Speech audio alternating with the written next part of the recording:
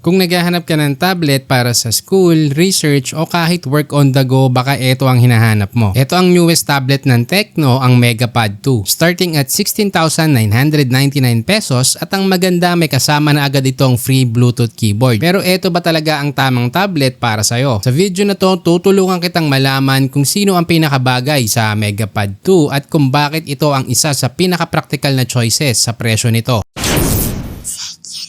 Isa sa pinakamalaking challenge ng mga estudyante at professionals ay kapag kailangan mong gumawa ng assignment o report pero wala kang Wi-Fi. Dito agad pumapasok ang malaking advantage ng MegaPad 2, may LTE connectivity. Kaya pwede kang gumamit ng SIM at makapag-online kahit nasa school, coffee shop o kahit saan na may mobile signal. Hindi mo na kailangan ng Wi-Fi para makapag-research o makapag-send ng files. Mas nagiging practical pa to dahil may kasama na agad na free Bluetooth keyboard. Ngayon kung babad ka talaga sa screen, malaking bagay din kung komportable ba tong gamitin. May 11-inch 2.5K display na may 90Hz refresh rate. Dahil mas mataas ang resolution, mas malinaw ang text kapag nagbabasa ka. Mas komportable rin to sa paggawa ng presentation at spreadsheet dahil mas malawak yung screen. Dagdag pa dito ang eye care display na mas friendly sa mata kapag matagal kang nag-aaral o nagtatrabaho. Hindi rin siya bulky dalhin dahil 6.6mm lang ang kapal ng full metal body. Manipis, magaan at madaling ilagay sa backpack o school bag. Kaya kung madalas kang mag-work sa coffee shop, mas madali siyang dalhin. Isa pang feature na talagang bagay sa target user nito ay ang AI Education Assistant. Hindi lang ito AI na pang-research. Pwede rin itong tumulong sa pag-organize ng ideas, pag-intindi ng information at pag-generate ng outputs para mas mapadali ang workflow mo. Kapag may kailangan kang i-summarize, gumawa ng draft o ayusin ang notes mo, malaking tulong ang AI para makatipid ng oras. Kung gumagamit ka naman ng Tecno smartphone, may advantage ka rin sa One Leap ecosystem. Sa performance naman, powered ito ng MediaTek processor na may around 574K score. Sapat naman ito para sa online meetings, note-taking at iba pang everyday productivity apps. Partneran pa ng 8,200 mAh battery, mas matagal ka makakapagtrabaho o makakapag-aral. Pero syempre, tulad ng ibang tablet, hindi rin to perfect. Kung ang priority mo ay hardcore gaming, lalo na kung gusto mo ng laging naka-high graphics at highest settings sa mabibigat na games, baka may mas magandang option para sa'yo. Pero kung ML naman ang main game mo, hindi na to masama. Ultra ang map quality, high ang frame rate at HD ang resolution. Sa ganyang max settings, malalaro mo na to ng maayos. Pero honestly, malinaw naman ang positioning ng Tecno sa MegaPad 2. Hindi nila to ginawa bilang gaming tablet. Ginawa nila to para sa mga estudyante, professional at users na gusto ng portable device para sa online classes, research, paggawa ng reports, presentations at everyday productivity. At para sa role na yan, maraming bagay ang nagawa nila ng tama. Una, may LTE ka para kahit saan pwede mong magamit at hindi ka nakaasa sa Wi-Fi lang. Pangalawa, may malaking 11-inch 2.5K